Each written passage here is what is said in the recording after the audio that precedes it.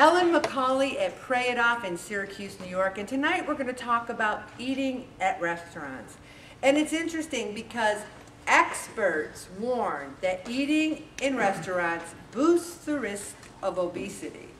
People are eating out more and more, and the studies say the more you eat out, the more likely you are to be fat. Now, when I do go to Red Lobster and look around, I want to have cards that have the Pray It Off rules on it to hand out to people, because really, if you look around at restaurants, a lot of people eating, especially at buffets, really don't need it. A third of the calories Americans eat come from restaurants. Did you hear what I said? A third. That's so much.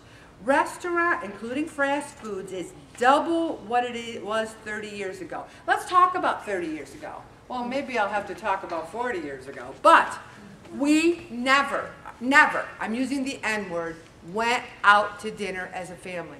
Never. Not once. Never. We ate at home. No, we were still fat, but I'm using that as an example. You can eat bad foods at home or whatever, but we never went out and ate in a restaurant. There wasn't a McDonald's. There wasn't fast food. There was Pierce's, which is a 4-star restaurant, which I ate out to when I made National Honor Society, and I didn't even know what any of the stuff was on the menu. I'm like, what's this? People eat this food? I never heard of it. You know, it was regular like food, but we didn't eat it. We didn't eat out a lot. We couldn't afford it. Our mom stayed home and didn't work. There was one income, and it wasn't a lot. We couldn't afford it. I don't know about many of you growing up, but eating out was a true treat. It was a treat. Now it's like, I'm really tired. I worked so hard. Why don't we just get a sub? Why don't we just get a pizza? Why don't we just go to Applebee's? Why don't we just gain weight? We have less time for cooking, longer commutes, more households where both the adults work, poorer cooking skills.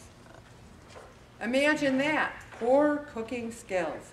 And the options for meals eating out are more affordable. Takeout options, I mean, you can go to even Wegmans and eat out. You can just go to their eating out section and buy the foods already prepared. But so many of them are the wrong kind of calories. And so often, I think the biggest problem is not the restaurants, but it's because we can't get over the thought that it's a treat. We think it's a treat. When you eat out 4 times a week, is it really a treat? Or is it what you do? Can you go to Panera Bread and get a salad with chicken on top and balsamic vinaigrette with no cream soup, no bread, and an apple? Can you do that? But here we are going, Panera Bread, wow, look at that. I want the breadstick and I want the cream soup because it's a treat. It's not that they don't offer the Jenny Craig meals or the Weight Watcher meals. We don't even look at them, because we're eating out. We deserve a treat. But we're paying with it with our health. There are obesity-promoting foods, including sugar, high fructose corn syrup, processed grains, and trans fat. All cheap ways that restaurants add flavor. Someone I know, she's a nurse, and she told me that she watched that movie, I don't know, was that it? One of those, Food Nations or whatever it was. And she was so upset. She says, I'm only going to buy locally grown products that are organic. So she buys organic, locally grass-fed hamburger. Goes home and makes the hamburger. And she's so proud of herself. She took a bite and she's like, tastes different. She said it had no taste. That's right.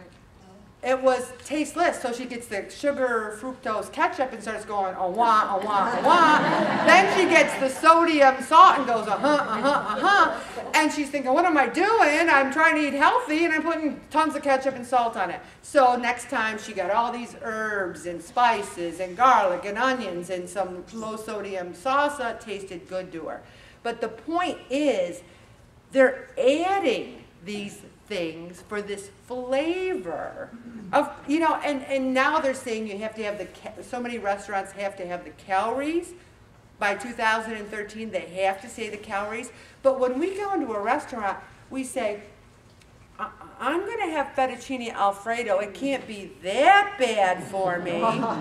Then, 2013, you're sitting there and you're saying, does anyone have a Post-it note that I could put over the side where the calories are? Because I don't want to know that that fettuccine Alfredo has 2,300 calories.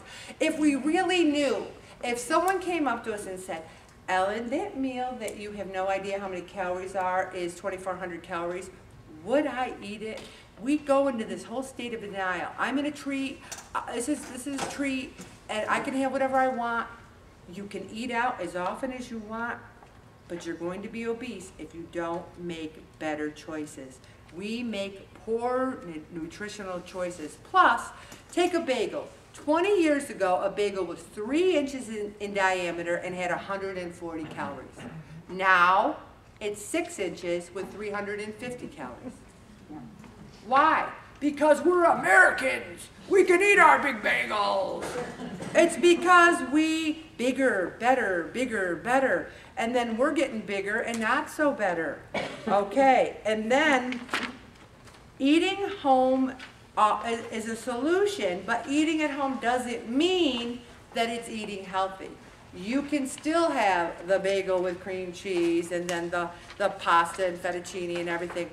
But odds are, if you plan and say, I'm going to eat healthy, I'm going to eat at home, or I'm going to eat healthy, I'm going to go to a restaurant and make healthy choices, it's when you get into that whole treat mindset that you get in huge trouble. And I'm going to go right into dining out done right. Half of the American's food budget is used to eat out. Half. So let's say you spend $5,000 a year on groceries. I'm making that number up. You'd spend $2,500 on meals out. Now, have you ever gone, even with the price of groceries, you go to a restaurant, there's you and your husband and 2 kids. Even at Friendly's, that's $60, $70 with a tip or whatever. How much can you pay at Wegmans or Price Chopper or Tops? How much groceries can you get? $100 at a restaurant, we pop down all the time, versus $100 of going to a veggie stand. I've taken $40 to the Grand Street veggie stand and loaded up the back of my Envoy with it. But you go to $40 at Applebee's, you're getting a high-fat whatever. Think about the money and eating out. Some restaurant meals contain an entire day's worth of calories. So you have your breakfast, you have your lunch, you've already had what? 600, 700 more calories. Then you go out and you have 2,000 and you wonder why you have a pound up or 2 pounds up, not to mention the sodium. That is something that I'm going to have to do a whole thing on sodium, because so many people are having kielbasa and turkey sausage and so many foods that have the sodium in it. Just like guns, they say guns aren't bad, it's the people who have the guns. I don't know so much about that, but it's true about restaurants. Are restaurants bad? I mean, how about the obese people who are suing McDonald's because they're fat? Hello? That is the most ridiculous thing I've ever heard in my life. Did McDonald's come and pick you up in their McDonald's mobile and take you there? I mean, come on. It's what we choose to eat. We need to plan ahead. Bob and I have done this many times. We've gone to the Panera Bread website. I look at it and I go, oh my gosh, I wanted this, but look at that. There's 2,000 milligrams of sodium in that soup. Are you kidding me? So you'll think, well, I had the broth-based chicken soup and it's so good. You gotta look at all those things. Don't drink your calories. Sometimes we want to drink our calories. And if you're drinking your calories and eating your calories, you're doubly in trouble. I always say skip the starters. Here's what you do. You're at a restaurant, they bring the bread. We can't waste that bread. Or you say, oh, I'm just going to pick. I'm just going to have a taste. Next thing you know, oh my gosh, the piece of bread is gone. That is what you say, do not bring us bread. You can say that, and guess what? They won't bring it. Because you're the boss, you're the restaurant boss. You say, no thank you, I don't care for bread. And they won't make an announcement, table 6 doesn't care for the bread. Can you believe it? They will say, okay. Or I say you can take it home, but what happens if it's home? If you say it's for the kids and you're in the car and you're on 690 and you're reaching in the bag, don't take it home. All right, skip the starters. Why do we think, or have shrimp? I think shrimp is a great starter. It's pricey, yes, but remember, eating out's a treat. But if you're there for a true special occasion, it's your anniversary, God bless you, have shrimp. When you get the loaded, what do you call them, Tostito nachos with the sauce and the, we've sat there with our mouths agape watching our 16-year-old son eat the appetizer of the loaded nachos with the cheese and salsa, then have his entree. And we're like, how is it possible, you know? But I think it's not a good idea to get a high-fat appetizer. And know your entree. You know, ask them. They will tell you, can I have that broiled? Can you not broil it in butter? Remember, we're the boss. You know, I've had salmon in a restaurant that tasted delicious and it wasn't broiled in butter. Ask for your dressing on the side and drizzle it on. But let me tell you something, blue cheese drizzled is still blue cheese. So when you have your dressing on the side and you want credit for that, make sure it's not ranch blue cheese. Make sure it's like a vinaigrette or something low. Halves, take half. And when you say, I'm going to take half of it home, do it ahead of time. Because again, you're talking, you're eating, you're talking, you're eating, and like, oh my gosh, it's gone. Where was that half I was going to take home?